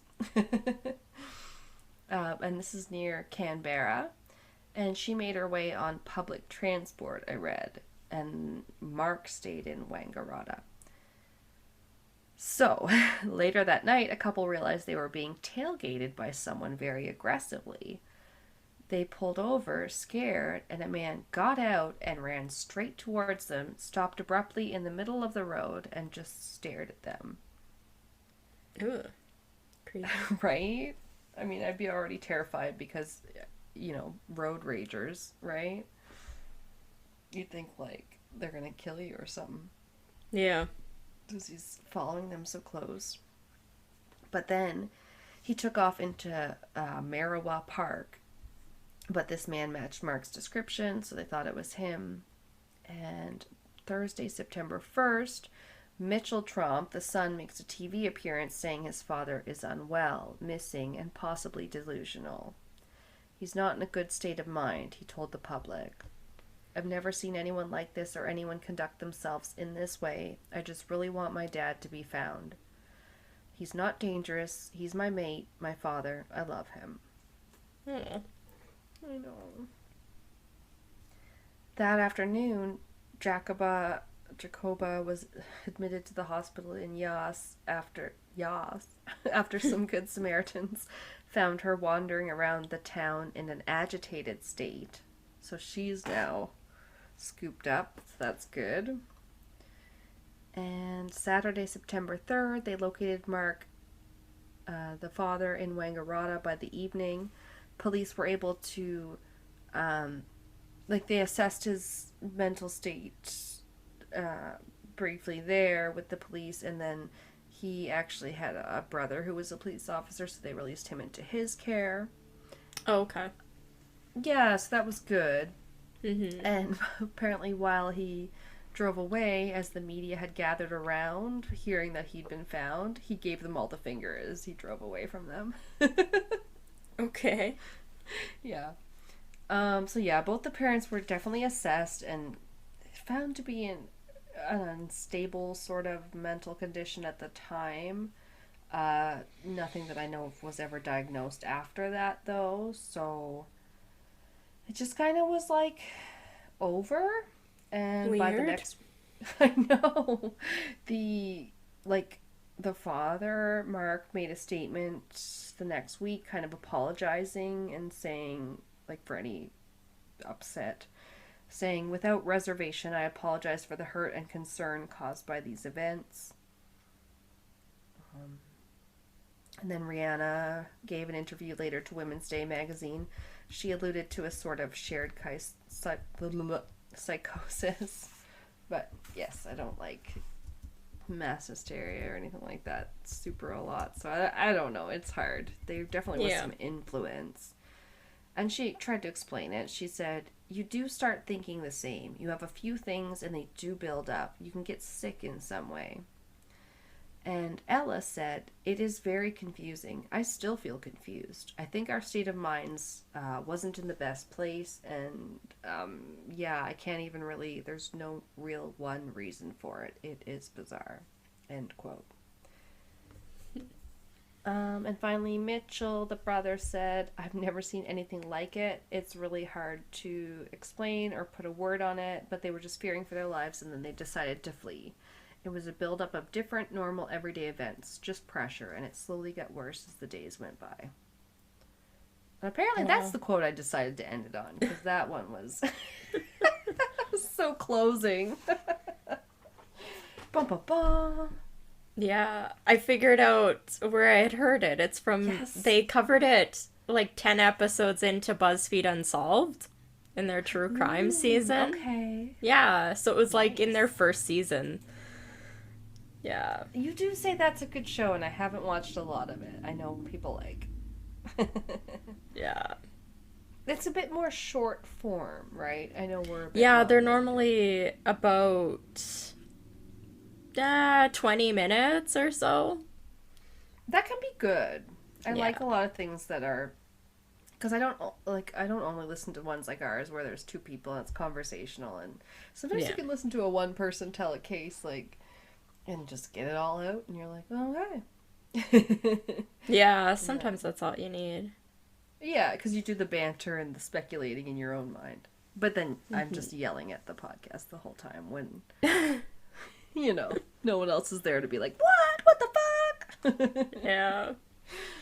All right, well, I hope you will end us out with a fun fact. I hope I didn't take up too much time. I think we're good. We're at like 50 some minutes, so I can probably go through some of these. I tried not to pre-read many.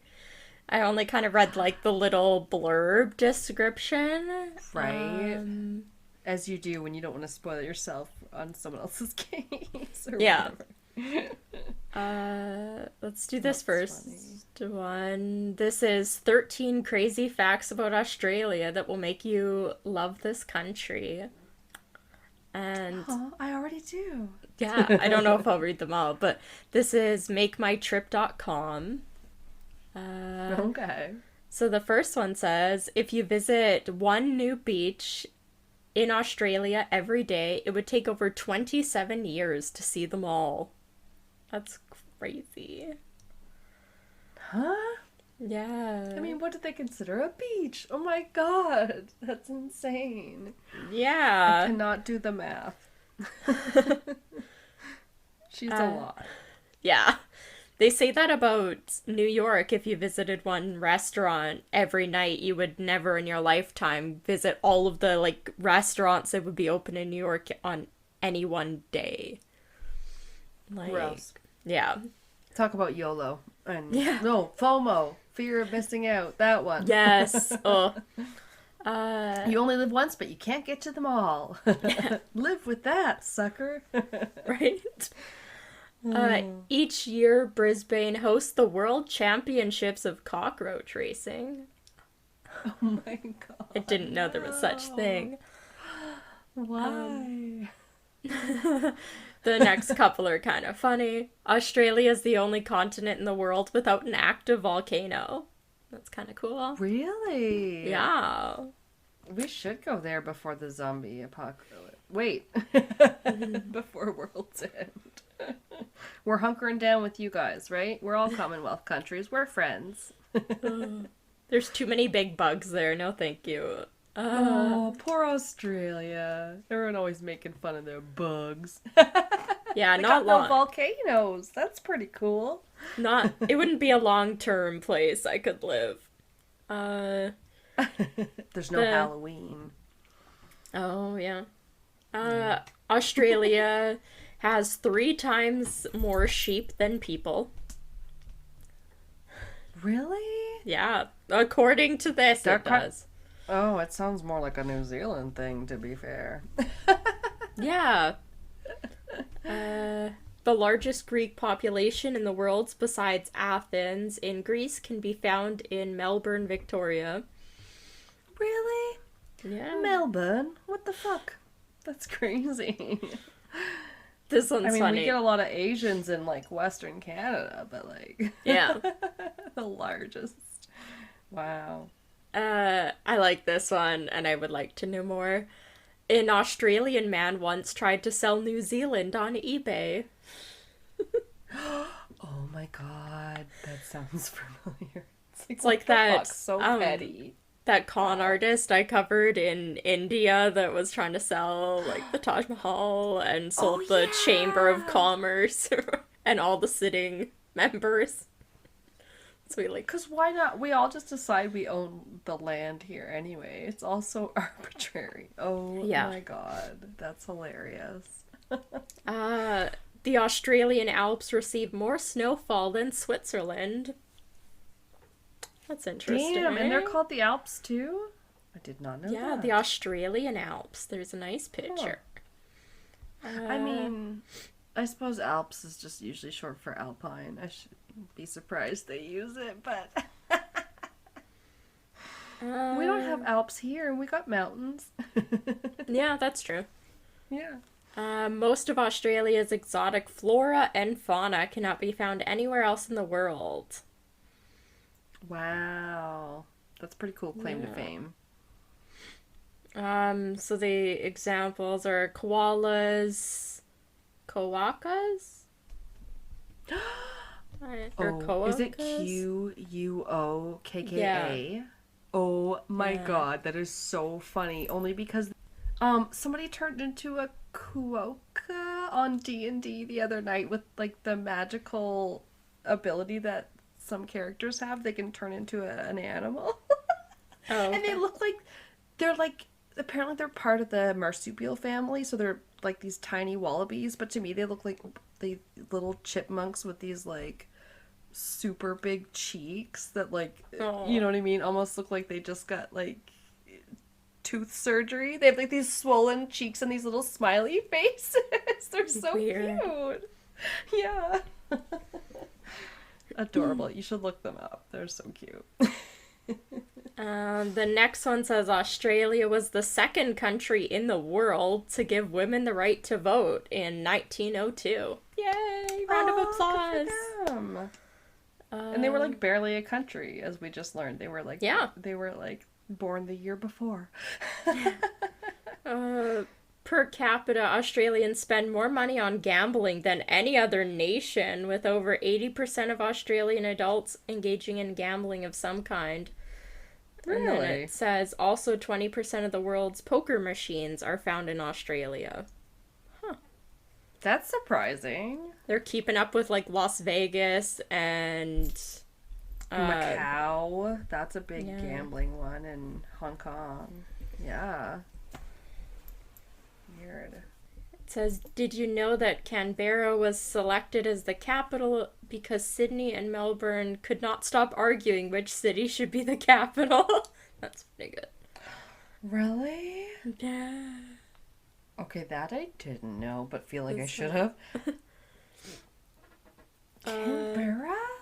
Canberra. I've never even heard of it. It's the capital. Oh my god, I'm an idiot. Okay. Well, it's like when you don't have usual capitals. Like the capital fucking New York State is like Albany instead of New York City. Yeah. It's like you have those weird capitals, and they would, in travel school, they'd be like, yeah, this is one of those capitals that doesn't make sense. I feel like this is one of them. Because you're like, you think it's Sydney, but nope. Fucking Canberra. The next one, this list's almost done. I have a few more lists. We'll see if they have good ones on there. This one says Australia is home to the longest fence in the world, originally built to keep dingoes away from fertile land. The fence is now 5,614 kilometers long. Holy shit. It's like the Great Fence of Australia. Yeah. The dingoes. No. They're vicious, though.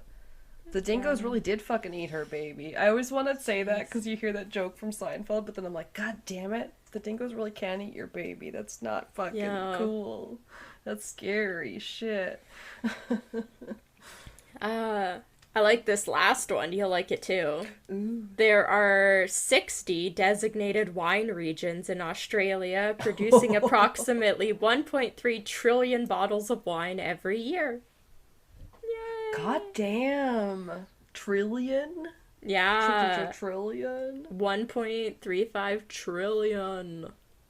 Wow. Yeah, it usually does have a pretty big section, you know, in the wine area of different liquor stores. That's so cool. Yeah. So those ones were from makemytrip.com. I have a couple other sites. We'll see. I don't want to repeat them. So no. Okay, there's a few from this one. This is from travelnation.co.uk. The one says 90% of Australians live on the coast. Which is... Oh, damn. Yeah, that's crazy. That's similar to... I've heard similar facts about Canada where supposedly like near 90% of us live within 10 kilometers of the U.S. border, which obviously we don't. So it's not all, but it's like Ontario and Quebec that are, and like Vancouver that are pushing us only. Fuck yes, exactly. Yeah. This one says Tasmania has the cleanest air in the world. Oh my god, look at that little island go. Mm-hmm. The Tasmanian devil. He's the dirt devil. The Great Barrier Reef is the largest ecosystem in the world. That's cool. It's also the biggest coral reef, yeah. The next one says Fraser Island is the largest sand island in the world. Okay. Never even heard that. Don't build there. Yeah. Oh, apparently there's also 150 dingoes on the island, so be careful. Oh my god.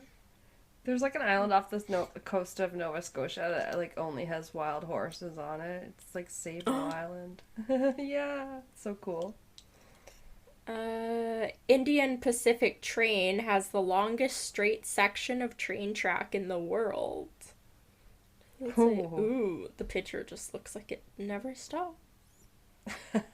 It Must be one says, smooth ride. yeah, it doesn't really say, it doesn't say how long it is. Boo. The Great Ocean Road is the world's largest war memorial. Oh, it's very pretty. It looks like a rainbow. Built by returning soldiers after World War One, the road was dedicated as a memorial to those who died fighting, and was designed to connect the isolated communities that clung to the edge of Victoria's rugged coastline. So it's like a scenic kind of route. It's pretty cool. I love the description. Mm-hmm. Romance novel, the rugged coastline. Or like travel brochures, they get like that too.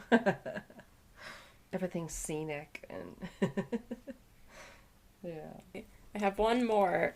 These are 31 weird facts about Australia that will amaze you from landlopers.com. I just wanted to see. Well, I didn't know how many there was gonna be that would repeat, so I just like basically opened the first 3 articles on like the Google results and then kept them in tabs. Australia is the 6th largest country by size at 2.9 million square miles. All right, respectable. Yeah. It has a population that's about 22.6 million. Wow. The next good. Yeah. The closest American state in population is New York, which has 19.6 million, yet Australia is more than 53 times its size. That's funny. Isn't that bizarre in contrast? New York frickin' state. There you go. You got 2 shout outs this episode. Yeah. Texas is the largest state in the continental U.S., but the largest state in Australia, Western Australia, is more than 3 times its size, but Texas has 13 times as many people. That was a very confusing statement. Okay. Yeah, because they have like 6. Yeah. I'm trying to think. The world's longest golf course, measuring more than 850 miles long, is located in Australia. It's long as shit. Yeah. Ooh, I know how long the straight railway track is 297 miles. Thanks for clearing that up. Okay. It's fucking long. 300 miles straight track? Straight track, bitch. That's long. Yeah, no, there's a bunch of others, but that's okay. Oh, Gordo, okay. what are you doing?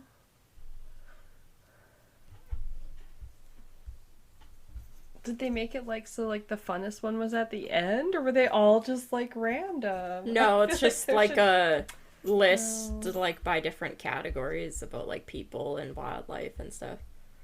Okay. Well, they were fun. I do like that. I was just wondering. Sorry. It was good cases. We did good. Yeah. It's like nice that to we were able- revisit. Yeah. Yes. I hope he likes it. Yeah. Yeah. Well, everybody, Okay. thanks for listening. Oh, yes. Okay. Yeah. Right. We'll see you next week. Yes, bye. For some Ukrainian folklore. Yes. All right. Very exciting. See you then. Bye-bye.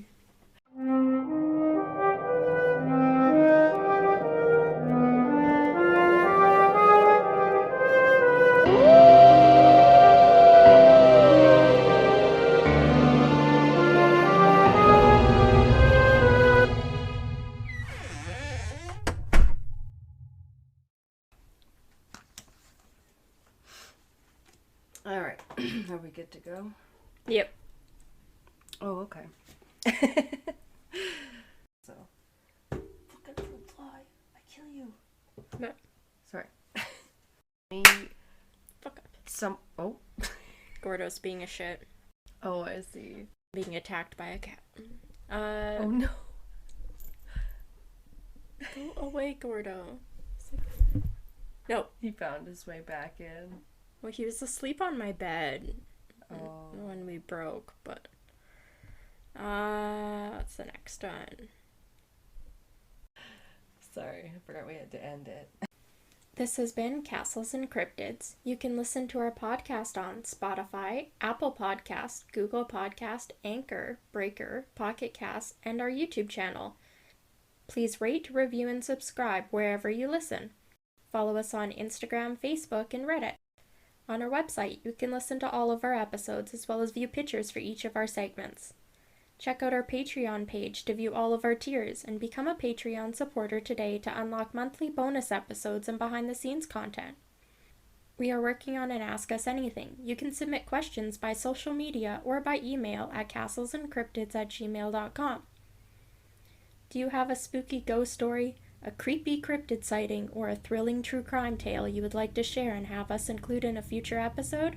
Send us your listener story by social media or by email. Please include the name that you would like mentioned. Our music is by Cobia Fair. Our logo and artwork is by Antonio Garcia. Thanks for listening.